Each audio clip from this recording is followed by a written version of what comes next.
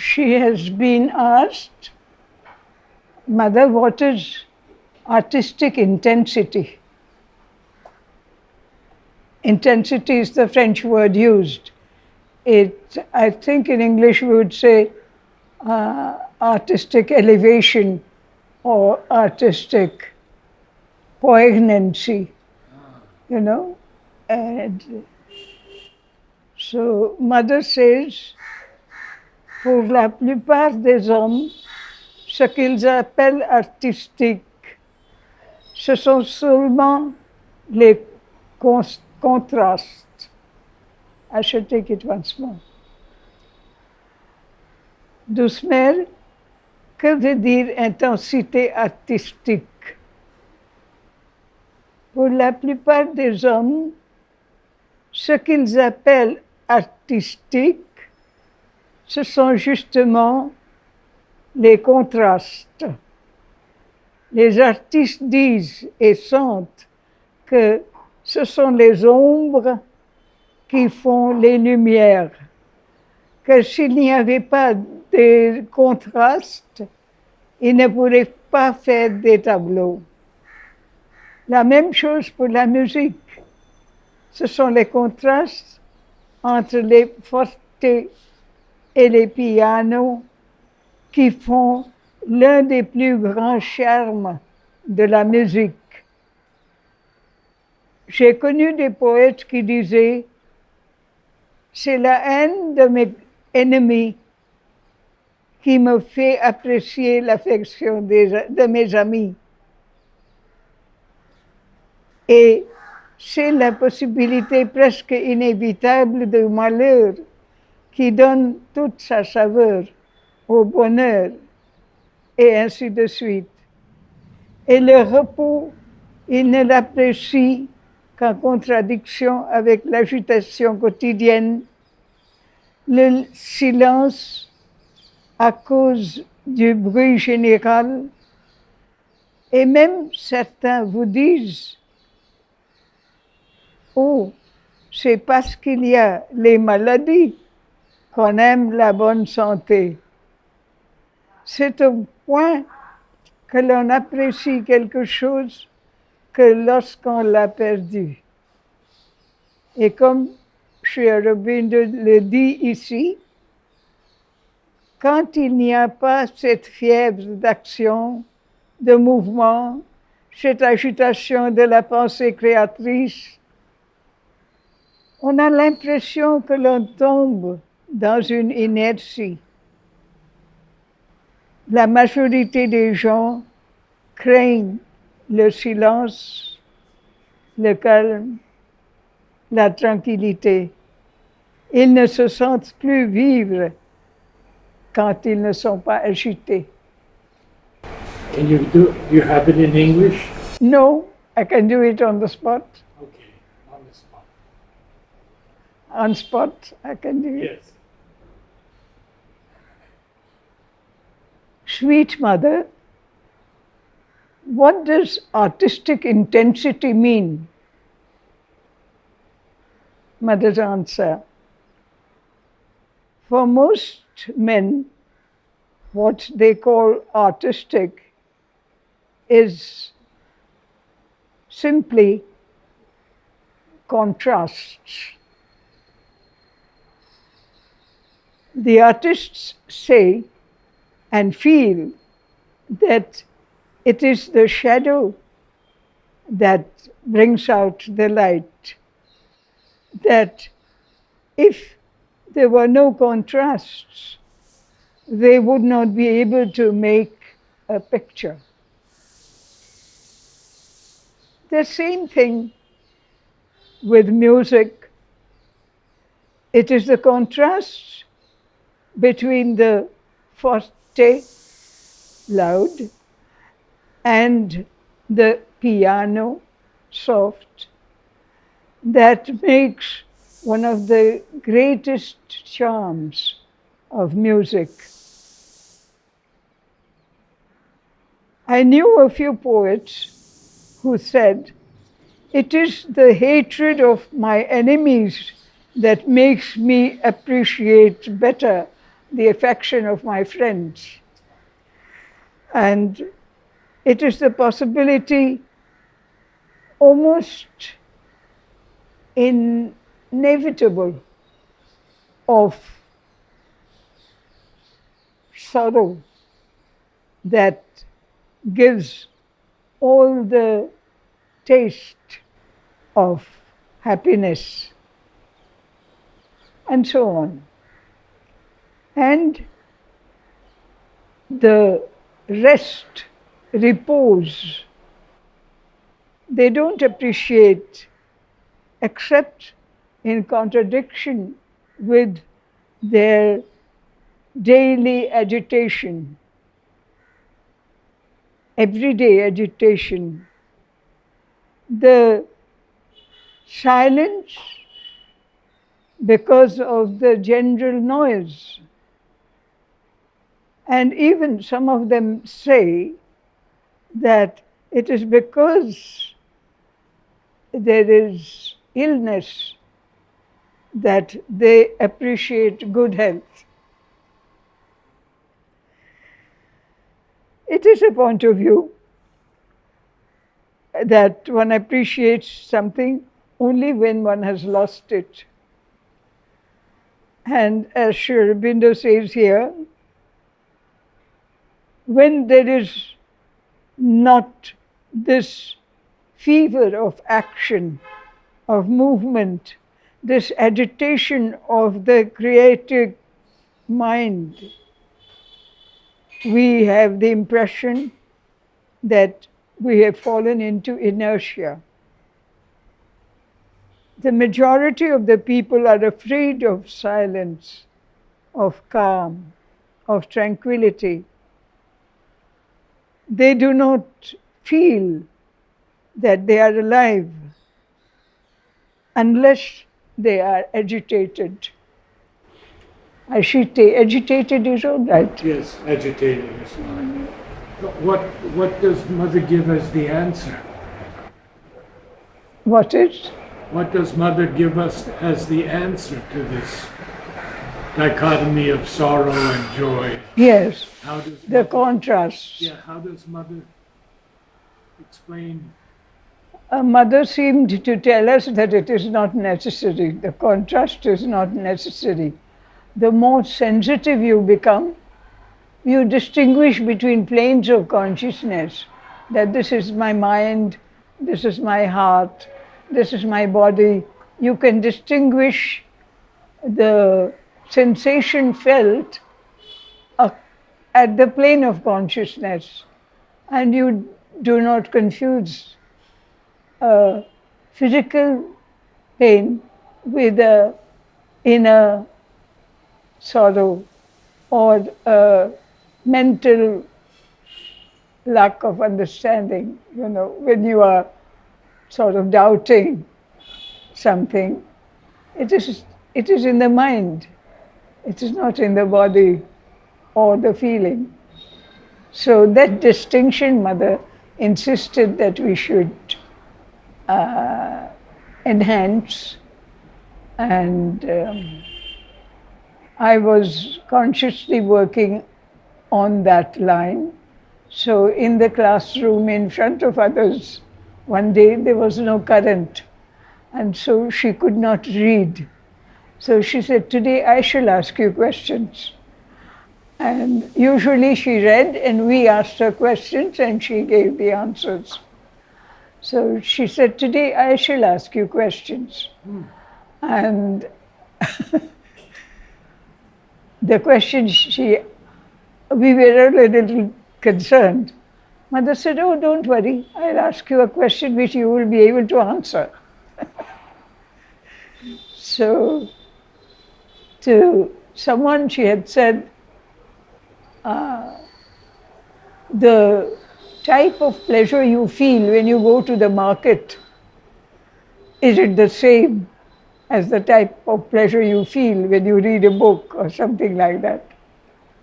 To me, she had asked, "Why does yoga, sadhana, interest you?" So I said, "Because I come to know myself. And she was very happy with my answer.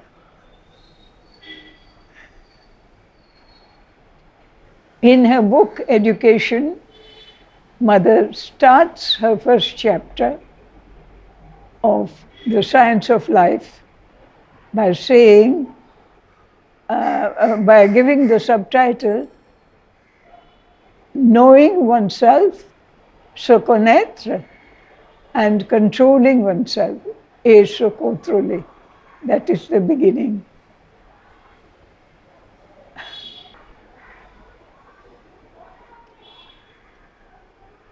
Sri Aurobindo's poem, a sonnet, The Dual Being. There are two beings in my single self. A Godhead watches nature from behind, at play in front with a brilliant surface elf, a time-born creature with a human mind, tranquil and boundless like a sea or sky. The Godhead knows himself, eternity's sun. Radiant his mind and vast, his heart as free. His will is a scepter of dominion.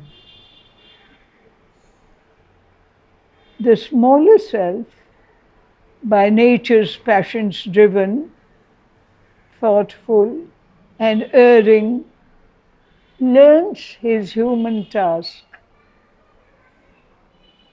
All must be known, and to that greatness given, this mind and life, the mirror and the mask.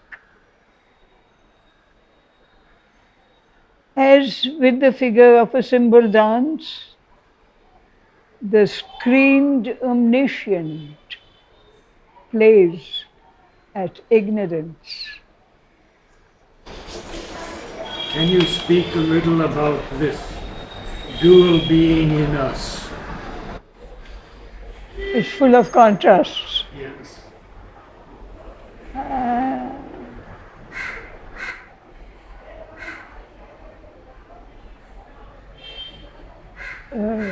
Mother used to ask us to concentrate and be very clear about what we want in life. So according to our choice, things happen to us. And at that time we were students, and she did not expect all the students to stay back in the ashram. They would, many of them go out, want to earn their living, want to form a family, and so on. So Mother said, this one thing you must follow. Never do anything that harms your body. Because body is the base.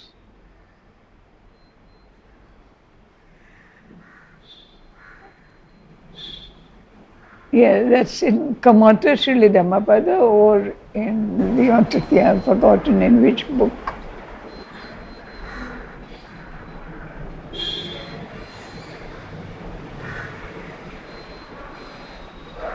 When you encountered duality or negativity in your students, what did you do?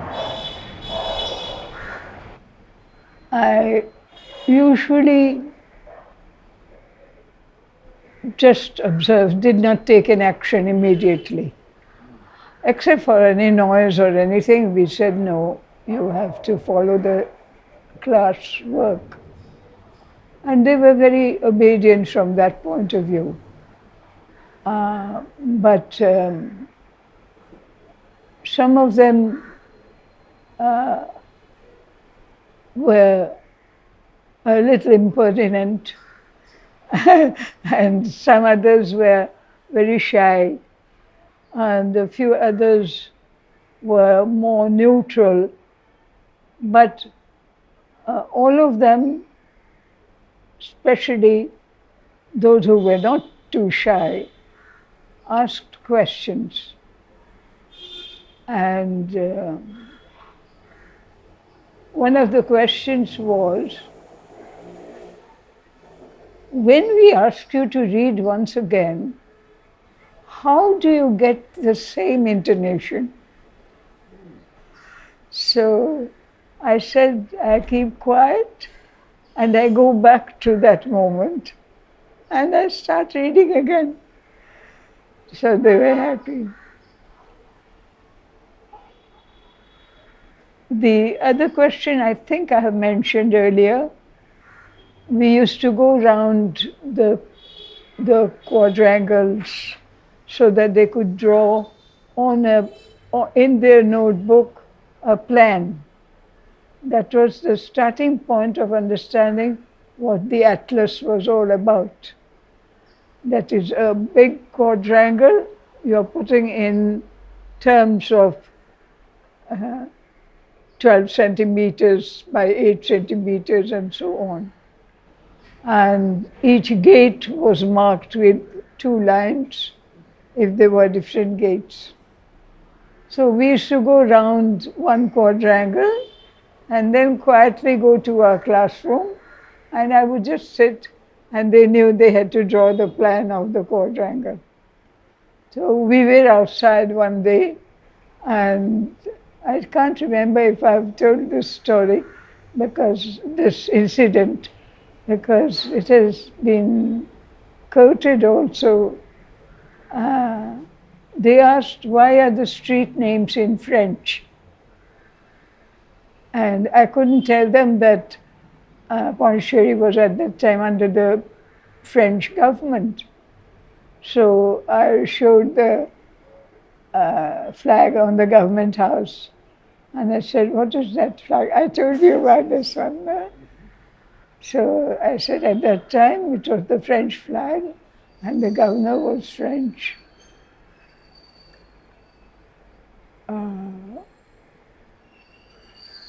Satprem, who has worked a great deal on Mother's books before printing, he was actually a secretary to the then governor, Baron, Émile Baron. Satprem. And Baron was a devotee of the Mother's. So he used to come to see, and when he came to see, Satprem would come with him. I forget, his name was Bernard or something. And Mother used to hold his hand for a long time and concentrate. So that drew our attention. And who is he? Who is he? He is Baron's secretary, but he also writes things. And on the French Republic Day, there used to be a whole town march. And Baron told Mother, and his inspector of police also told Mother, she could send the girls also. No harm will come to them. The previous year, 13th of July, our boys went, and they had only a bass drum. And when we went, there was a bass drum. There were 4 kettle drums also. And Mother was told by the inspector of police not to be afraid. He would be with the girls. And actually he was in his jeep behind our group. And the street people and the commoners of Pondicherry had never seen girls in trousers and coat, small coat, and that too marching. Kitty cap was worn. No, at that time we didn't have. We tied our plaits around in a couron and pinned them. So I think they threw a few stones at us, but it did reach us. And as I told you, the inspector of police was right behind our group. And Baron changed the route and made it go across Rue Saint-Gilles in front of Mother's balcony. And he was smiling away. He was standing a little behind Mother, and Nalenda, Pavitra, Amrita, all her secretaries were also a little behind her. And everyone, every team, including the police, had to do a salute because the governor was standing there. But he was standing a little behind Mother. So for him, at the same time, they were doing a salute to the Mother, so he was smiling away, and he was very happy. He was saved in a very peculiar way during World War II. And my mother, who could go outside body, I had seen her signing away like that, and the ship, which otherwise would have sunk, did not sink. It came through to the safe, and they could see the signaling of my mother, this way or that way. So when they were very moved, and Baron was sitting in the ashram main building near the staircase that comes, and he was sitting on the at the foot of the doorway beside Puraniji's, the first doorway. And he told me, "Your mother doesn't know French, so you tell her we are all very grateful, reconnaissant. We are all very grateful that she could guide our ship out of danger." Now, that was your mother. My mother. My mother was beside me. She could go outside body. You saw her go out? Did you see her go out of her body? I have seen her at other times. That time I do not know. We took it for granted, We took it for granted.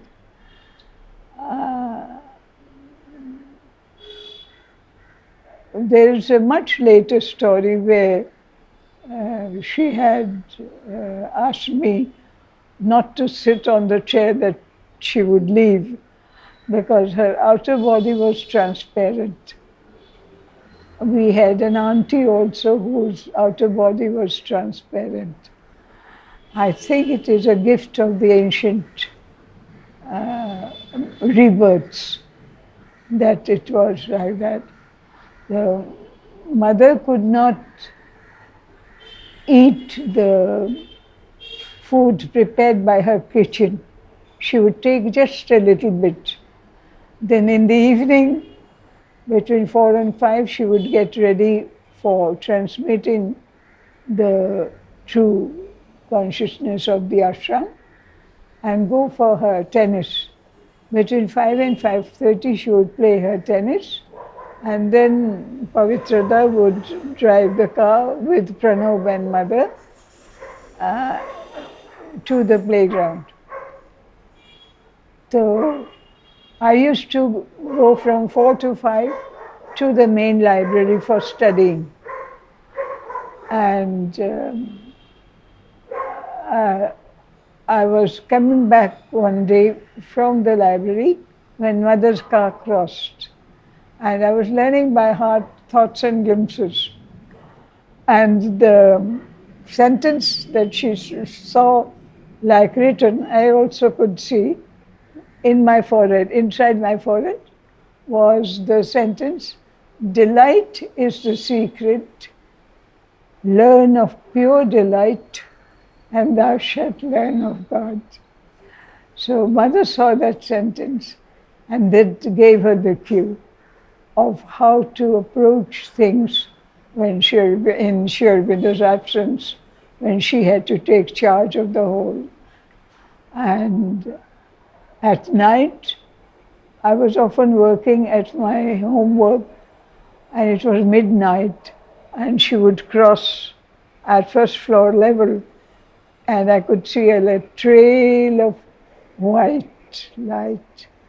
And Pranab was with her, and a few other people of the ashram were also in that trail of white, and she would look and she would go. And I was to see, because I was doing my homework, we had lots of work to do. It was past midnight, so around midnight she would take a round to see how the people of the ashram had gone through the day.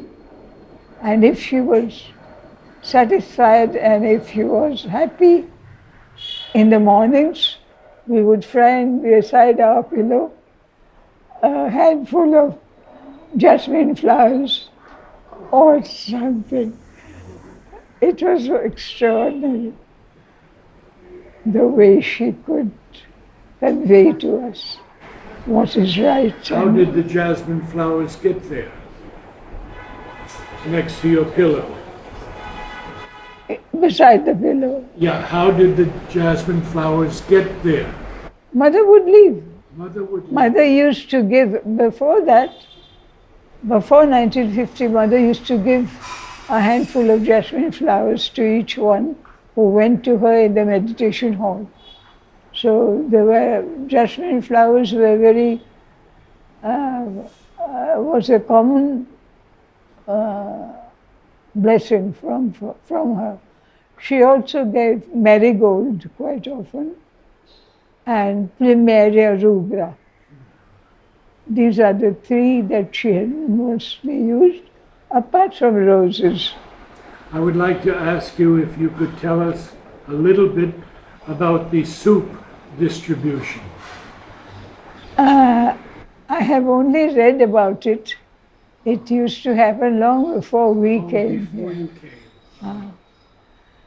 Mother used to distribute soup in the first room that is now, when you enter the first long room, Yes. which is a sitting room. Yes. Mother used to give the soup from there. I have found that room so filled with force and with peace.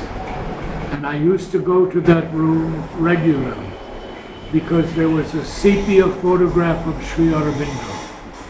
And I asked Aurobindo Basu, why do I go there all the time before the Samadhi?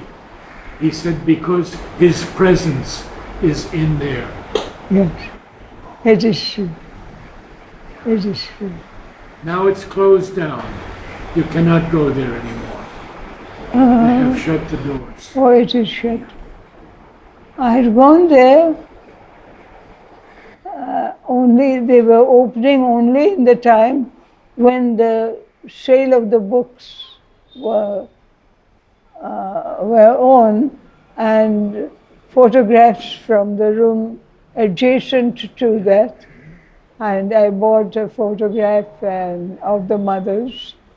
I was looking for it. I don't know where I have kept it. I bought it because we see her in long sleeves in the playground, where for 2 or 3 years, in September and October, when it was the cooler months, she used to wear something long like that.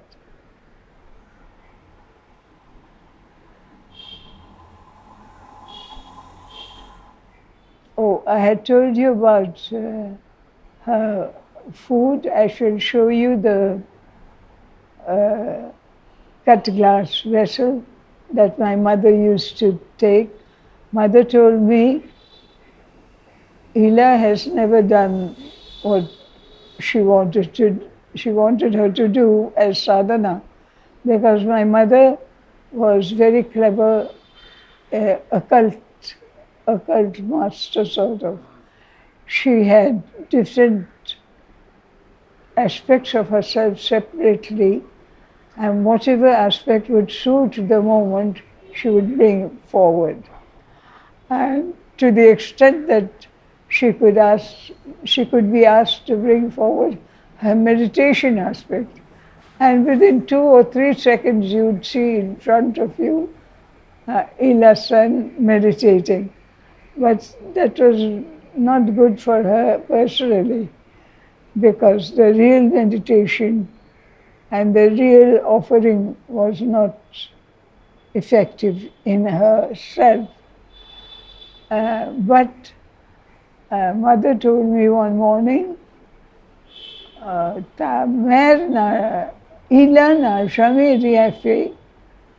Hila has never done anything. Mais quand ta mère fait la cuisine, c'est un régal.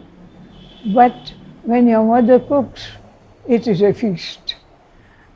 And mother could eat what my mother used to cook and couldn't quite eat what her own kitchen people cooked.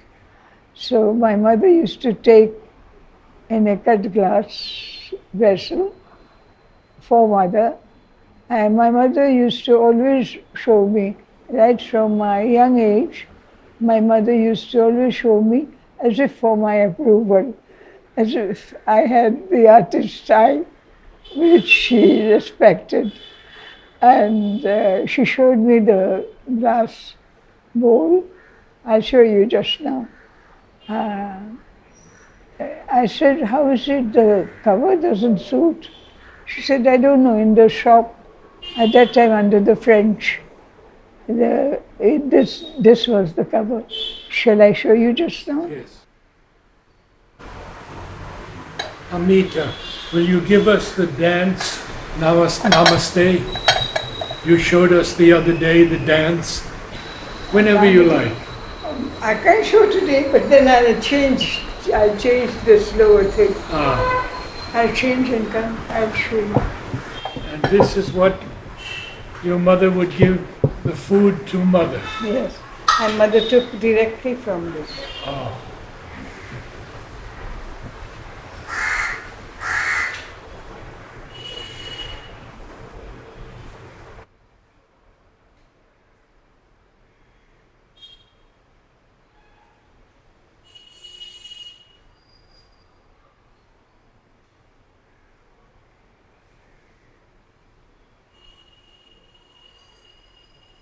And there is also a cover.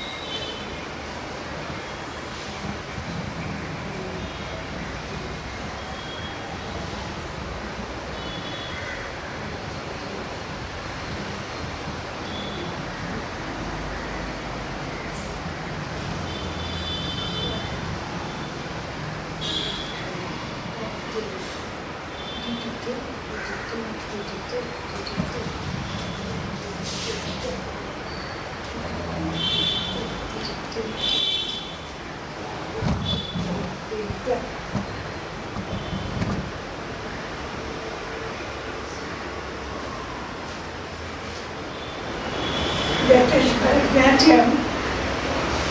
We have learned a little bit of the Manipuri. I don't remember much, but I should do a little bit.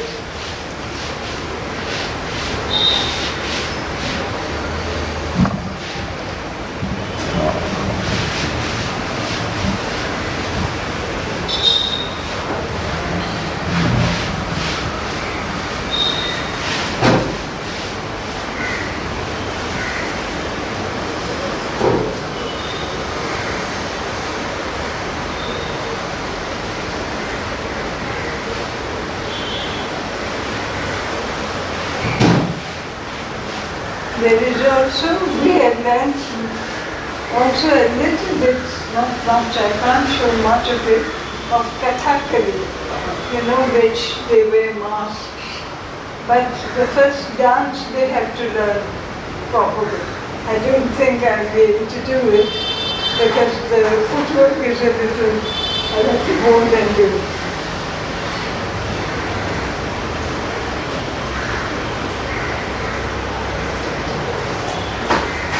Something like that, it goes. Very diffusion. The inner sovereign. Now, more and more, the epiphany within affirms on nature's soil his sovereign rights. My mind has left its prison camp of brain. It pours a luminous sea from spirit heights. A tranquil splendor waits my force of life, couched in my heart, to do what he shall bid. Poising wide wings like a great hippogriff on which the gods of the Empyrean ride, my senses change into gold gates of bliss. An ecstasy thrills through touch and sound and sight, flooding the blind material sheath. Dull is my darkness answers to his call of light.